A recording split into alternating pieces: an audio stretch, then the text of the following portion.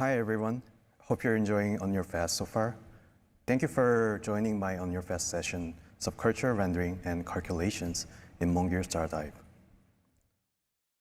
My name is Hyunggu Kim, and you can call me Michael, and I'll be your speaker today. I'm currently working as a technical artist and visual enhancement task force leader at Netmarble Monster. I've contributed to projects such as Samurai Jack, Better Through Time from Other Swim, Naruto to Boruto Shinobi Striker from Bandai Namco, and Grand Saga, and more. I work across 4 areas as a technical artist, a computer graphics engineer, on client-side system, mainly gameplay and action logics, and on VFX. In today's session, I'll walk you through several rendering techniques I developed during the Mongil Star Dive project, which is built on a deferred rendering pipeline. Before we begin this session, I'll introduce you about the meaning of the words of culture. The words of culture that I will use in this presentation is commonly used word in Korean games and are characterized by a Japanese anime-inspired art style, a strong emphasis on narrative, and focus on collectible, character-centered gameplay. These games often foster tight-knit communities that form and grow organically around the game itself. Here's what I'll be covering today. GGX render equations for subculture rendering, bit separations, and SDF shadow projection, environment, and light enhancement. I think most of you already know the difference between forward and difference rendering pipelines, but I briefly introduce them for a better understanding in the context of my presentation. Forward rendering is object-based. It collects and renders each object separately, writing directly to the frame buffer and composing them one by one. On the other hand, deferred rendering is more of a collective method. It gathers the necessary information for rendering the entire scene into a G buffer and then renders everything at once in a later pass. The rendering pipeline for this project is based on a deferred rendering architecture. Deferred rendering architecture has both advantages and disadvantages, and addressing those disadvantages becomes one of the key tasks to overcome. So the first agenda, GGX equations in diffuse term. One of the key challenges in physically based rendering, especially in a subculture style project featuring many toon stylized animation-inspired heroines, is the high risk of falling into the uncanny valley. If the style leans too heavily toward realism, it can become unsettling or unnatural. On the other hand, if it's too stylized or toon-like, it risks becoming overly simplistic and losing artistic depth. So what I needed to do was take the strength of realistic rendering, like accurate light behavior and surface interaction, and reinterpret them through a stylized, toon-oriented framework, which means the rendering style and light calculation I was aiming for lies somewhere between realism and toon. If I use standard physically based rendering, the character's appearance would look somewhat unnatural and falling into uncanny valley.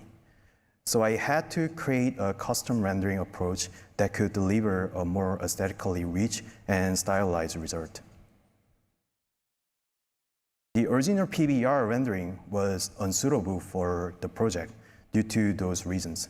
However, by combining all the necessary equations in the pre-pass to create a stylized subculture rendering, and then adjusting the values in the post-processing step, I was able to achieve a balanced and visually rich result. Within the rendering equation, several sub-equations are used to achieve aesthetically pleasing results, such as GGX equations, spherical harmonics, and microfacet distributions.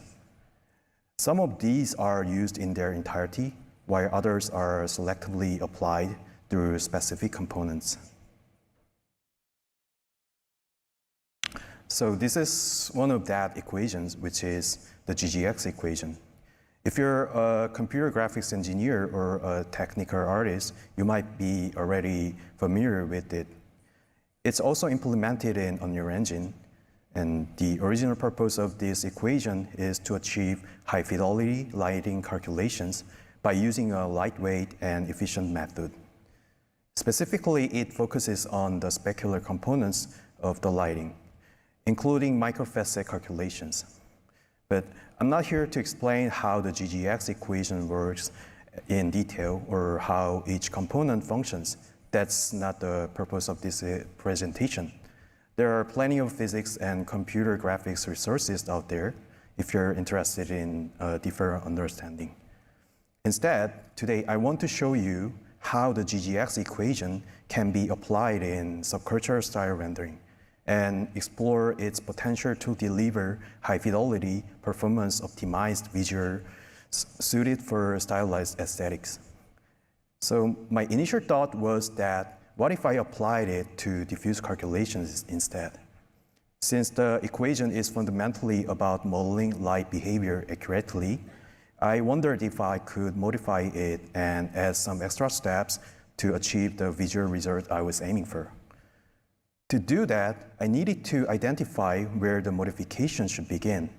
And if you look at the terms above, they focus on the normal distribution on the light. And that's where I started altering the equation. Since the base equation already produced high-fidelity specular reflection, my idea was that by expanding it, I could also represent smooth, diffuse surfaces at relatively low computational cost. Another challenge was that the original equation only accounted for positive light direction, so I modified it to also handle the negative components of lighting calculations, essentially capturing light behavior from behind the surface as well. Spherical harmonics is another commonly used equation in computer graphics, primarily for representing light based on its directionality. Lower order harmonics require very little computational power, but can only express low fidelity results. Higher order harmonics offer greater fidelity, but comes at a much higher performance cost. What I realized is that if I selectively use only the components I need for the equation, I can achieve the desired visual quality with much lower computational cost without relying on full expensive calculations. For example, imagine a sphere generating a light image using a spherical harmonics terms like L to M0. It'll produce a simple basic lighting result, like image in the middle left of the current page. But if you add a higher frequency term like L3 and M-3, the result becomes smoother and more aesthetically pleasing. And adding even more terms can further enhance the lighting quality, giving you a richer and more stylized look. Finally, by combining all these equations, along with several parameters to control their strengths and proportions, you can shape the result to match the style you are aiming for. While it may sound like an exaggeration, but with this approach, you can deliver significantly better visual results than standard physically based rendering, and especially when targeting a specific artistic style, like a toon style or like subculture styles. In this chapter, I will talk about how modified anisotropic GGX equation in specular term was used for subculture rendering. The reason I choose anisotropic GGX in the subculture rendering is because simple specular equation couldn't deliver the artistic style I was aiming for. So I had to explore beyond the standard approach and start modifying the equation to better suit the visual identity I wanted to achieve. The standard n.h equation will only present typical, not interesting result in reflection. But modified GGX can perform various different shapes, and by combining more equations, I could have achieved more divergence in specular reflections.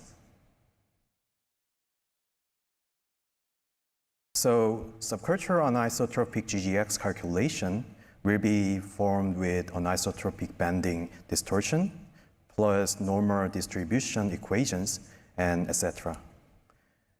By combining those values smoothly, I could achieve the result I wanted.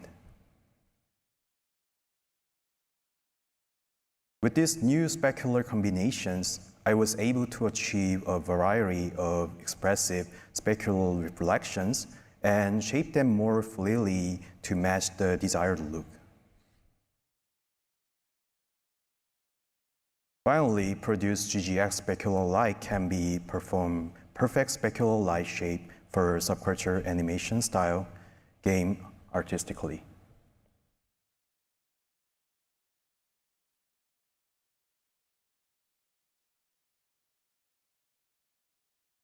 In this chapter, I'll explain beat separation techniques for more efficient texture usage in deferred rendering. As I mentioned earlier in this presentation, this project is based on deferred rendering, which comes with certain limitations, especially in texture usage within the G buffer. To overcome this limitation, I had to find an alternative way to use textures without making heavy modifications to the rendering pipeline. The basic concept is split the bit usage within a single texture to store two sets of data. This allows me to pack more information into the G buffer without the need for tedious work or increasing the number of G buffer texture. For example, a 16-bit texture consists of 16 binary digits, each being either 0 or 1.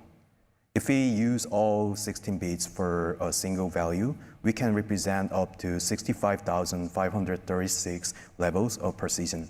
But in many cases, we don't need that much. Instead, we can split the 16 bits to store multiple types of data. For example, by dividing it into 8-bit segments, we can store two values with 256 levels each. Or if we split it into 1 bit and 15 bits, we can store one Boolean flag and another value with 32,768 levels of that. In this way, we can make more efficient use of G-buffer storage without increasing memory usage or adding extra textures.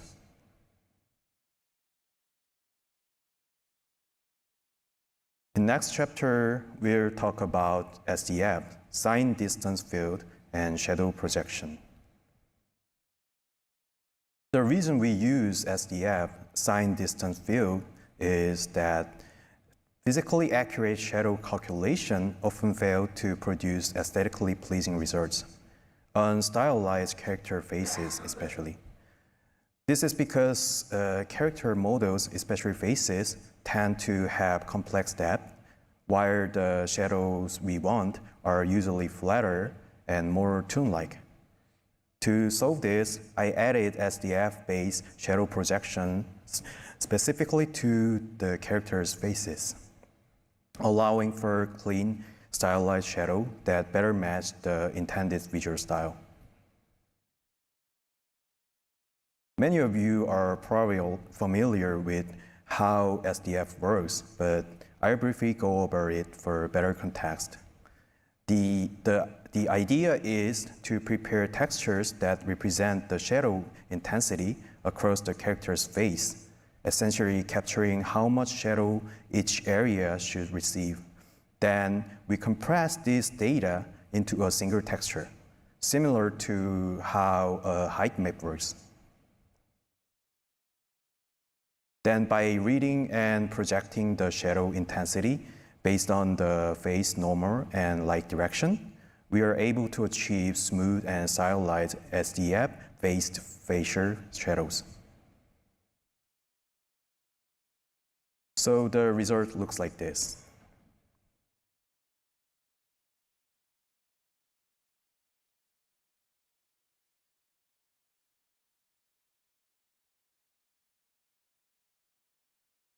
And since we are using a deferred rendering pipeline, we needed to combine this SDF shadow with the physically based shadow calculations. After merging the two, we get a stylized yet visually consistent shadow, even in areas where standard shadows would typically break down.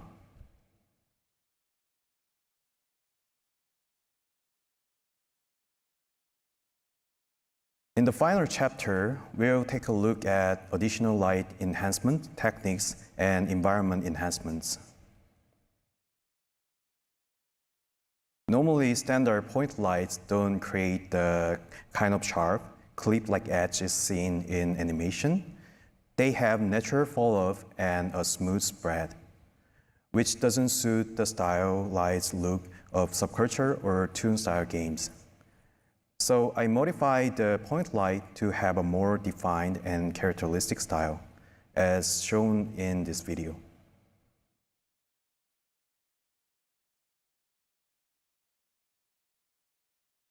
This new point light rendering is also highly suitable for anime-style VFX.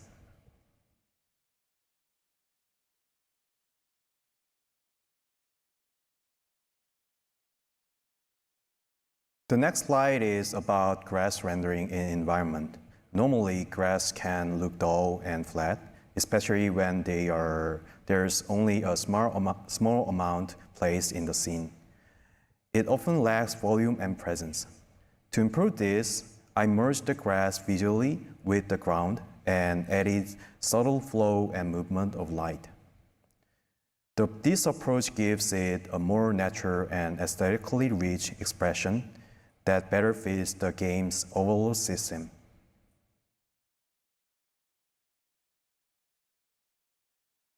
The flow of light through the grass depends on both the passage of time and the directional position of the directional light.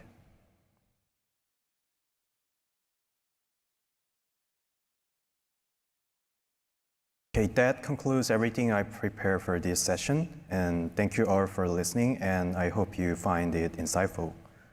Enjoy your rest of your day, and thank you.